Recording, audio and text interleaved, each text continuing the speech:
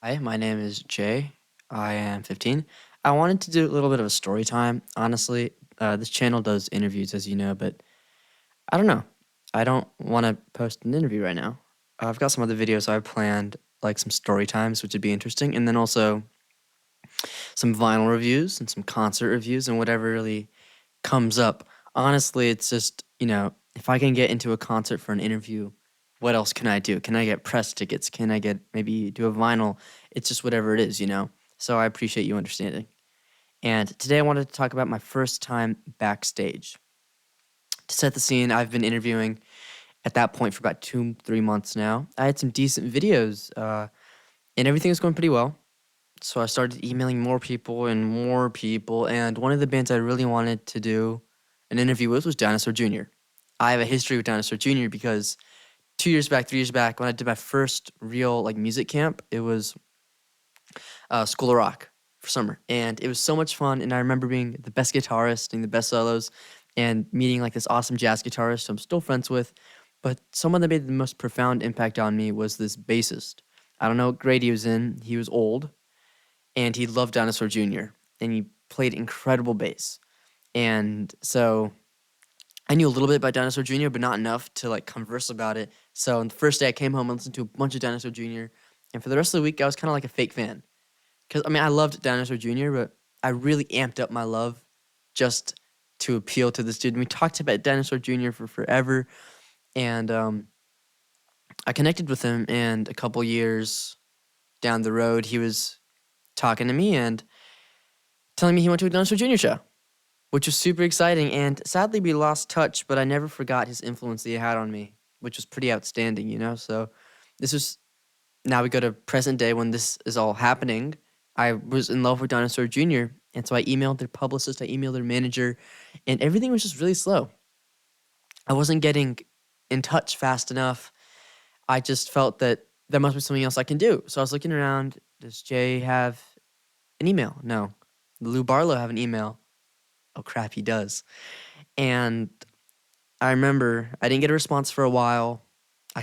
This is when I would keep spam emailing, which is a terrible habit, and I got yelled at by so many publicists for it, but I kept spam emailing, and for this, I didn't get a response.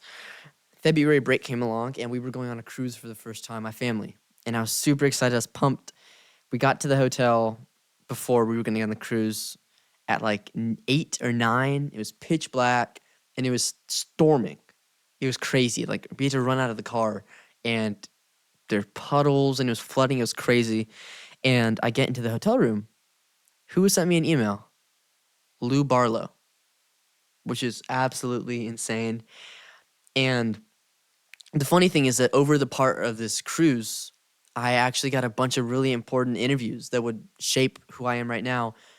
On that cruise, I got Lou Barlow responded to me, Brant Bjork, Kaius responded to me, Norm Westberg of Swans responded to me, and Andy List of LSD and the Search for God. They all responded to me at the time where I couldn't be on my phone because we didn't pay for internet because it was too expensive.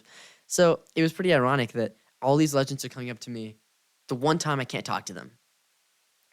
But fast forward, we do the interview, and I was just super pumped. It was an okay interview, but I really enjoyed it, and there's amazing talking points, I think, in it, right? So it went well.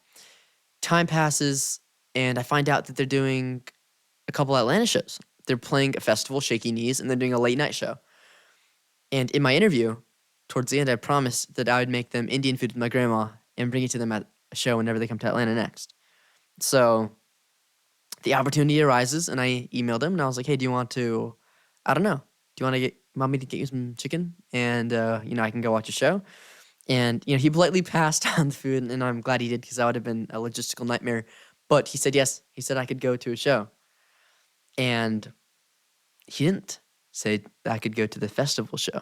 Interestingly enough, he let me go to the late night show, which I'm sure festivals do these late night shows at venues that are always 21 plus for some reason.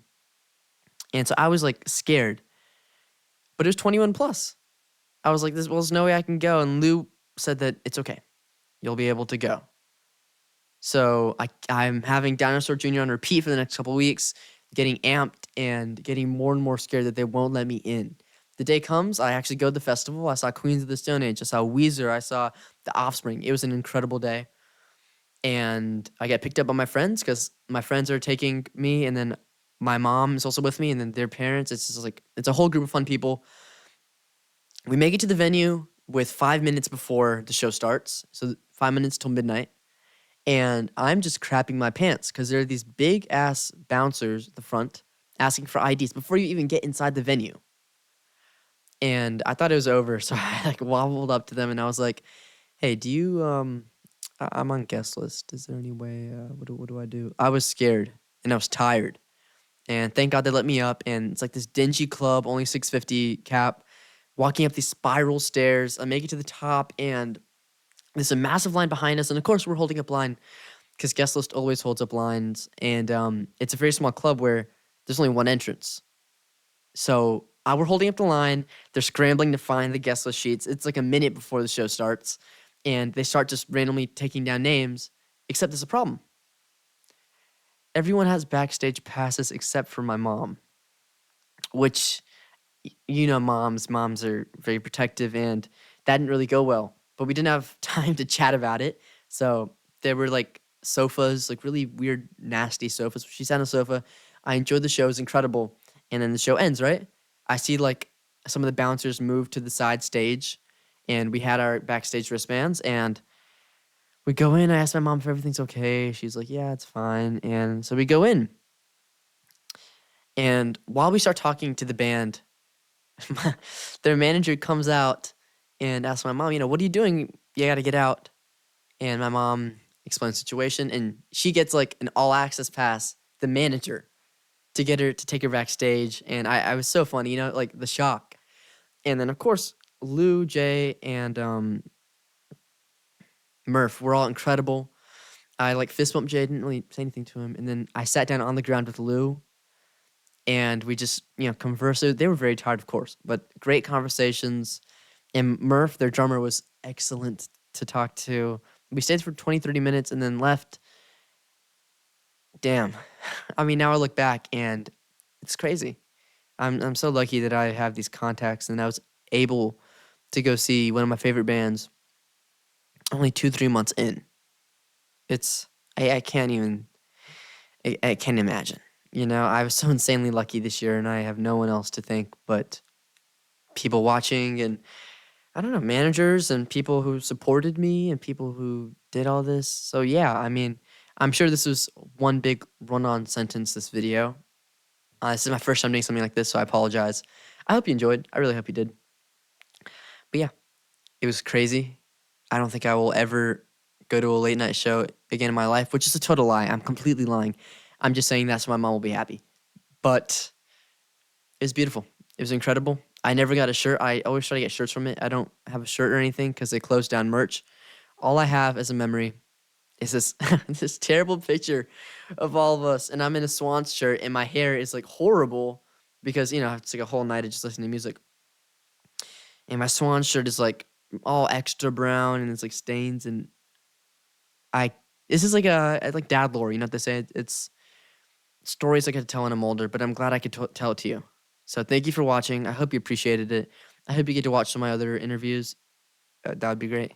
And yeah, thank you.